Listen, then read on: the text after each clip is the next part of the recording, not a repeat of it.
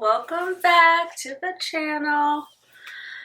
I am so happy you're here. We're going to be talking about money today, specifically budgets. So don't be alarmed, just breathe. We're just going to talk about budgets and money management. And if you're new here, welcome. My name is Krista David. I am an artist, entrepreneur, lover of paper, planners, and money. Well, I would say I'm a lover of, I love money, money loves me. Right? Anyway, welcome to my little piece of the internet. I talk about creative living, planning, money, retiring early, which is what this video is a part of. I'm doing this series on my journey to financial independence in 7 years or less. Year 1 has already passed, but you can go back in the playlist and look at some of the videos so far, just to give you some background on me. And then also read the description, and I'll put a little bit of context in there about myself, how I make my money, how I'm thinking about retiring early, etc. But today, like I said, we're going to be talking about budgets. And don't be alarmed, you're going to be seeing me look down at my phone. That's because I have some notes here that I wrote that I don't want to forget, because I can ramble. So, budgets. Where do we start? I know that this can be a triggering word for people. I have people in my own life who are triggered by the word budget. I totally get it. But simply, a budget is just a spending plan that shows you the money that you project to be coming in, and then what you plan to spend that money on. So it's just a spending plan. It's just something you do ahead of time to list out the money that's coming to you, and then the money that will be leaving you. That's it. That's all the budget is. It's not jail. It's not a burden. It's not restriction. It's not, just take the sting out of it. You can call it a budget. You can call it a spending plan. I like that phrase a lot. You can call it your money management system. Whatever you want to call it. But you should have one, especially if you are in a season of life where you're trying to, my dog is coming in frame, sit, sit, sit, sit, thank you. Especially if you're in your life where you're trying to make some decisions about your money and make some decisions about how you either want to multiply it, how you want to use it to fund your life, how you want to use your money to make your life better and make the lives of the people that you're connected with better. So it's just a plan. So hopefully that's clear. Now, I will say that when budgeting, I also, for me personally, you may not feel the same way, but I invite you to think about this, but budgeting for me is a part of my self-care regimen. Yes, a girl loves a good bubble bath. I love going to get a facial, a massage, all that stuff is great. But taking care of my present and future self through my budget is a form of self-care for me. So when I think about it that way, I'm much more willing to take the time that I need daily, weekly, monthly, quarterly to look at my budget, plan my budget, review it, make decisions that are going to support me now and also support me later. So budgeting for me, self-care. So that's one. Another thing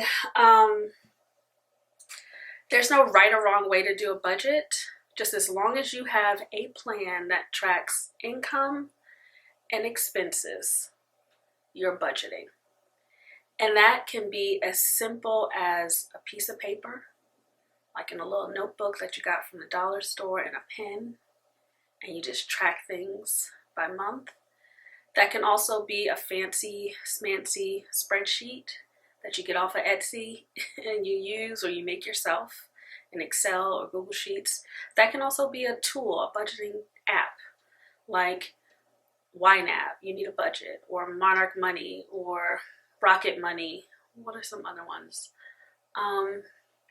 Every Dollar. There's so many different budgeting apps, but there's no right or wrong way to do it. You got to do what's best for you and for the time that you have, because each of those methods will take a different amount of time. And I'll do another video where I go over each of those methods because I've used all of them, and now I'm in a space where I'm using a combination of a spreadsheet, some paper planners that I made, and an online tool. I use all three of them, mainly because, and I'll talk more about this, depending on what's going on in my life, I need different types of budgeting tools. If things are really busy, an app is the best way to just keep me on top of my transactions. When I have a little more time on my hand, I like to write things out. So it all depends. I'm in a season right now where I'm using mainly a budgeting app and some spreadsheets and paper. I'm actually using all three. Anyway, that's another video. But just know that there's no right or wrong way to budget. Just simply track your income, track your expenses, and make decisions based on the information that you are seeing day to day, week to week, month to month, quarter to quarter, year to year. Now, as far as once you've decided, okay, I'm going to budget, I'm going to track these things, this income of mine, and then my expenses. The next thing to think about is, why are you budgeting? Because the why is going to help you. My dog is about to bark. He's such a hater. The why of your budgeting is going to help you determine how you need to organize your categories. Right? So all your expenses, you're tracking everything that comes out of your checking accounts, bills, hobby stuff, stuff for your pet, stuff for your family. But how you group those expenses is going to help you make better decisions. So for example, I've seen budgets where, and I've done this myself, where you put all of your fixed costs in one category and you group them together so that you can see at the end of the month, this is what my fixed costs are.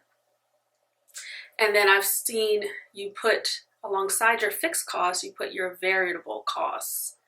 So things that change from month to month. So I've seen people set up their budgets where it's just fixed costs and variable costs, and that's it. And that's fine. So in the fixed bucket, you'll have things like bills like mortgage, rent, utilities, things that pretty much stay the same every month. And then in the variable category, you'll have things that change from month to month, like groceries and grooming for yourself, or travel and things like that. I'm gonna have to figure out how. Excuse me, you have to sit down. Sit down, please. Sit. Go over there. Place. Oh my gosh. I'm so sorry. I'm so sorry. He's in the way.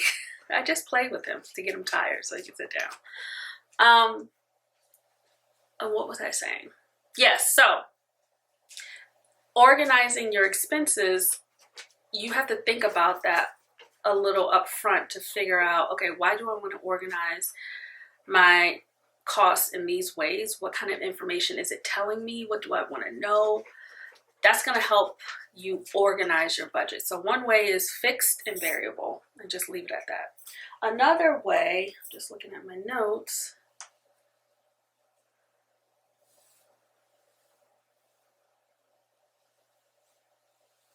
yes, another way, you can, still following in that same vein, you can group things or have groupings of expenses that are important for you in that season. So there have been seasons where I wanted to be clear from looking at my budget, how much money was I spending on things that brought me joy? So I created a joy bucket. So I still have my fixed, I have my variable, but then I made this other category called joy. And that was like hobby and travel and like, you know, just money I use to explore the city that I'm in or whatever the case may be, because I wanted to, in that season, I wanted to know, am I using my money to make my life better? And joy is a worthy thing. So sometimes you will organize your categories, your grouping of expenses based on the things that you are interested in pursuing in that season of your life, right? Right now, if you've seen some of my other videos, I'm really trying to get to financial independence. I'm less concerned about the retire early part. So FIRE is financial independence, retire early. The retire early part is not my concern, but I do want to get to a place where I have enough money and income producing assets to take care of my life, and then also to take me into retirement. I just don't want my labor to be attached to making money that I actually need to take care of myself. I want it to be optional. So retire early can actually mean recreational employment. I would rather work for fun instead of work for money. Knowing that, I've reorganized my budget to help me make some decisions about how much progress I am making towards that end, towards getting to financial independence. So right now, and I didn't make up these categories myself, I think I saw a video by Ramit Sethi a few weeks ago, maybe a couple months ago, and I was like, oh, okay, that's a good way to kind of set myself up just so I can stay on top of the things of my financial goals. So the way my budget is set up now is it's in 4 buckets with a little 5th one that's just extra. And the 4 buckets are my needs. So these are things, so I have needs, wants, what do I have? See, I'm so happy I have notes because I will lose my, yes, needs, wants, and savings. Those are my 3 areas, 3 buckets. Needs, wants, savings. And the percentages of my income is 50% for needs, 30% for wants, 20% for savings. And savings is this broad category of both paying down debt, saving money in my emergency fund, and investing. So savings is sort of that whole bucket of how much are you paying off your debt every month? How much are you saving in your high yield savings account? How much are you investing in your investment accounts?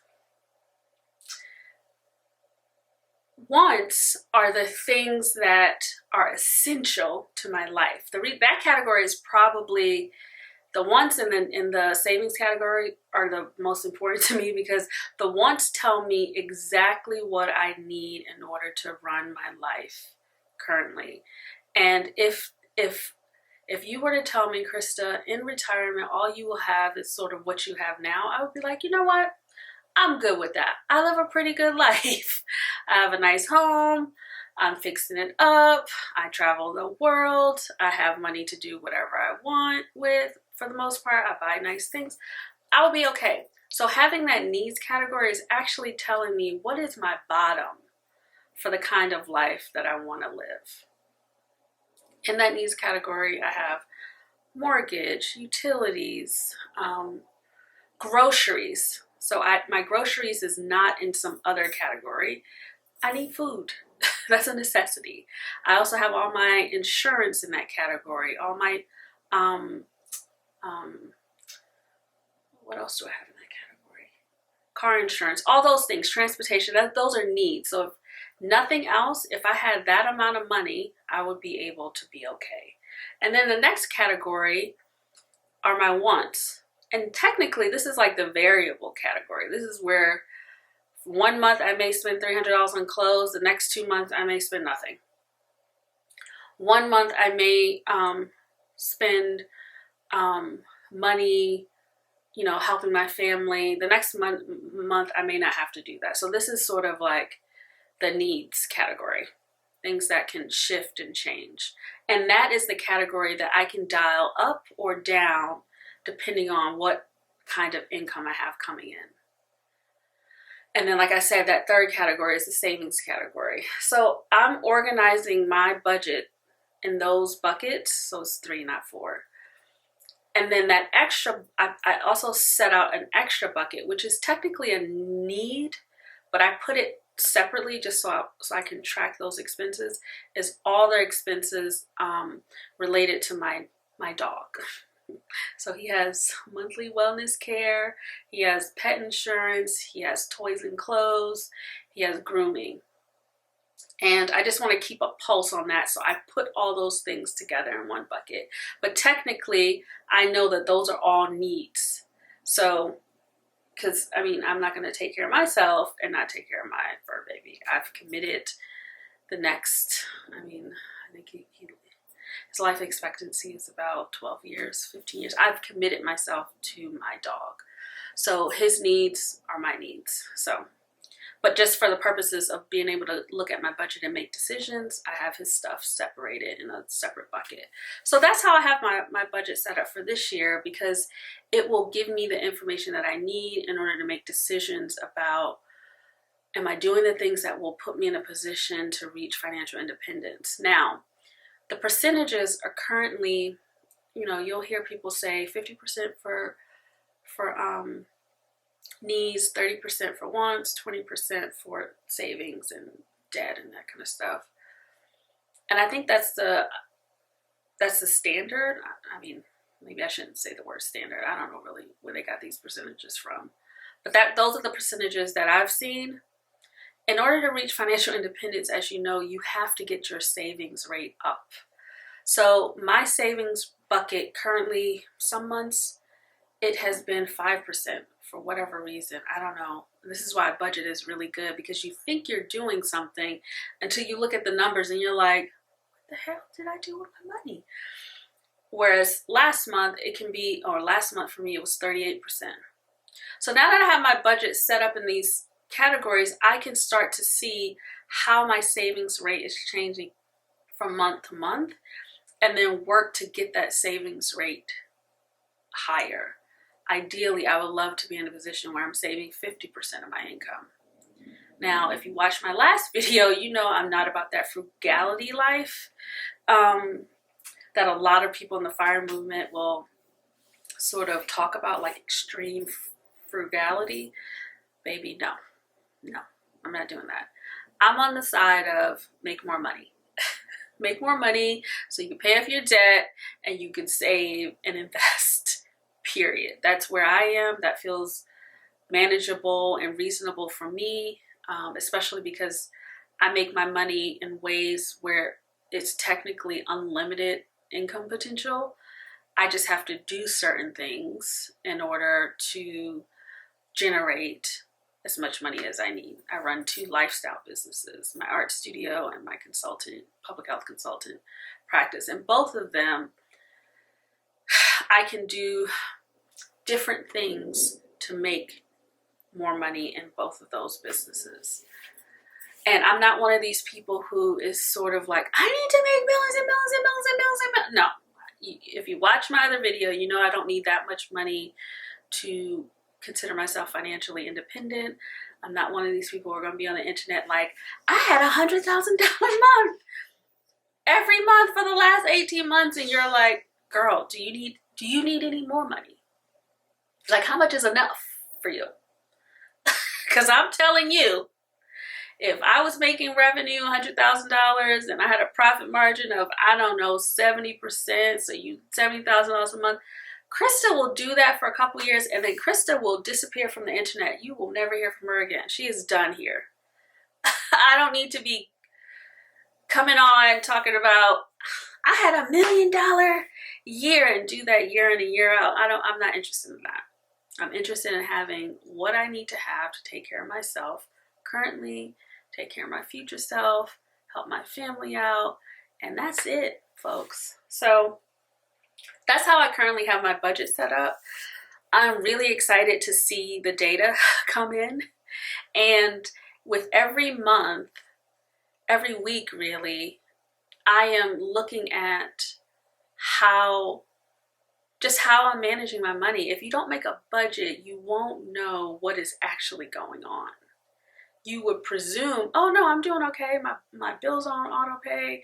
I'm paying my minimum payments on my debt. I'm doing okay. Not realizing that there's a lot more at stake. The longer you hold on to debt that have interest attached to it, there's a lot at stake.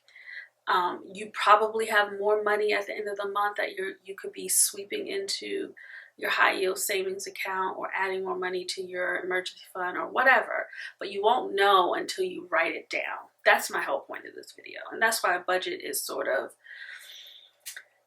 it's such a good thing to have. And you don't have to overcomplicate it. And you don't have to feel any pressure to get it right. And please, do not go run out and buy you a budget planner because the people on the internet say you need their budget planner. Don't do that. Start with a piece of paper. Go get a notebook that you already have and a pen and just start tracking your things. Just make it a point to spend a month or two. I'm going to write out my paychecks at the top. I'm going to write out my expenses. Don't even worry about the categories. Just write out what is going out and then start to think about how you might want to organize your categories going forward. Basically, just baby step this, okay?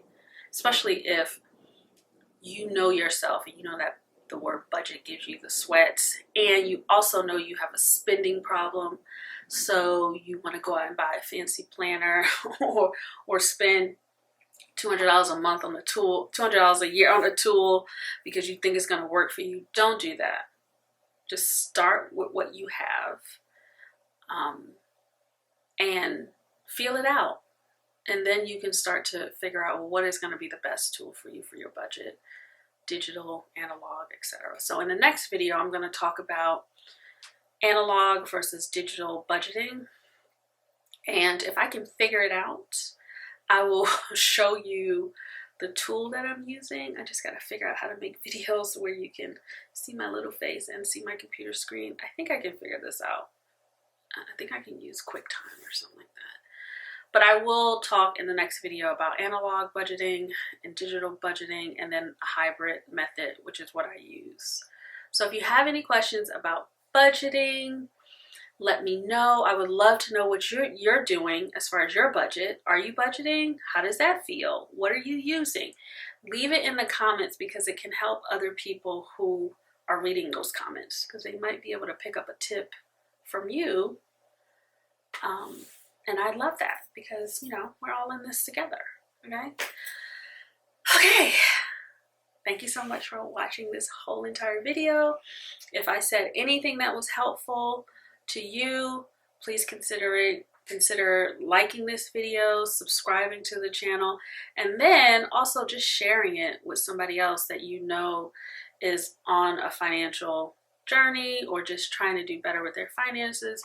Maybe this video could be helpful for them as well. I would really appreciate that as I grow my little channel. I just, you know, this is all like a creative hobby for me, but I'm happy to share, and I want more women, especially women like me, Black women, over 40, unpartnered, to feel empowered about their money and just know that they have everything they need in order to take care of themselves. And if you feel like you don't have everything you need right now to take care of yourself, you can decide that you can go out and figure that out and be resourceful to figure that out. You don't have to feel like a victim to your money or to your circumstance. Okay, so thank you so much, and I'll catch you in the next video.